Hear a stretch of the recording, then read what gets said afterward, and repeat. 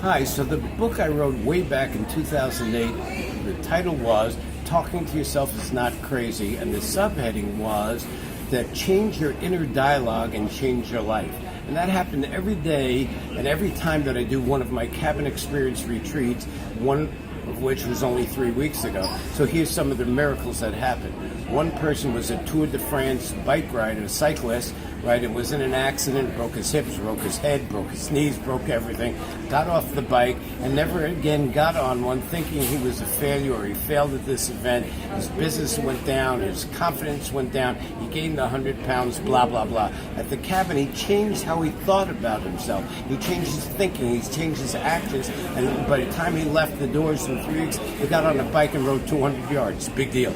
The next day, he rode 6 miles. The next week, he rode 48 miles, and he just texted me. Someone texted me just this morning and said that he bought a new $15,000 bicycle and he's riding again. He'll never be a competitive golfer, but cyclist again because he's too old, but he beat that thing that was owning him for so many years. Another young man stood up and said, you know what, when I was 6 years old, I was molested by a babysitter, and I've been carrying that secret, and I'm embarrassed, and it's influenced my whole life, and this person owns you. Someone you don't forgive owns you. So he was taught to go through a forgiveness exercise, and at the end, he was proud enough to stand up and say, this is what happened to me, to a group of 30 people that were strangers, but he felt comfortable with, and now he's free. He broke free. He broke the shackles that bind him to forgive this terrible, terrible event.